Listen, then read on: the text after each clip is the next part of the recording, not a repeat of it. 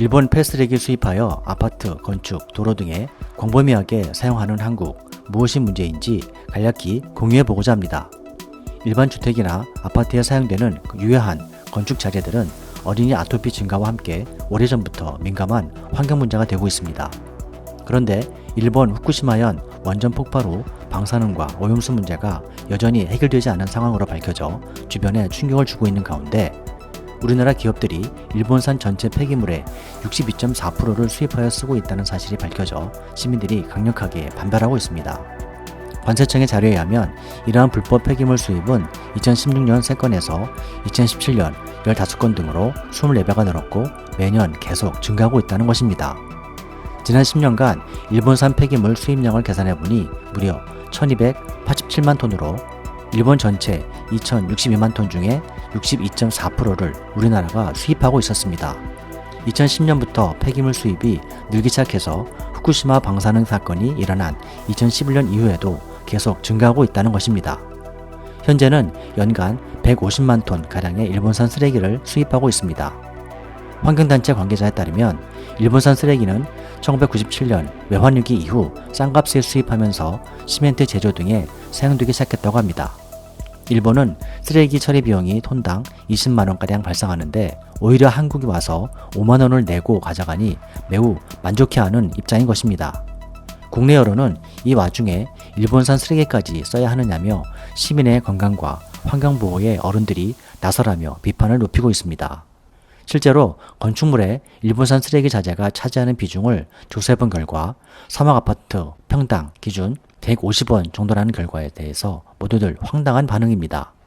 특히 요즘에는 일본산 플라스틱이 또한 급증세라고 합니다. 합성섬유나 보도블록, 배관 등으로 가공할 수 있기 때문인데요.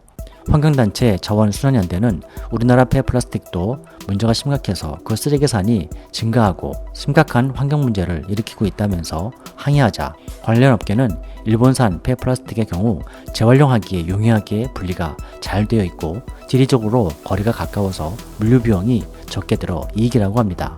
즉 일본에서는 페트병만 해도 색깔과 재질별로 다 분리가 되어 있는데 한국에서는 그렇지 못해서 오히려 가공 비용이 더 들기 때문에 수입하는 것이 더 낫다는 이야기입니다. 그러나 국내 폐플라스틱도 가공처를 찾기 어려운 판국에 돈을 주고 일본인들이 쓰고 버리는 쓰레기까지 수입하는 것은 국민 정서상 문제가 있다는 지적입니다.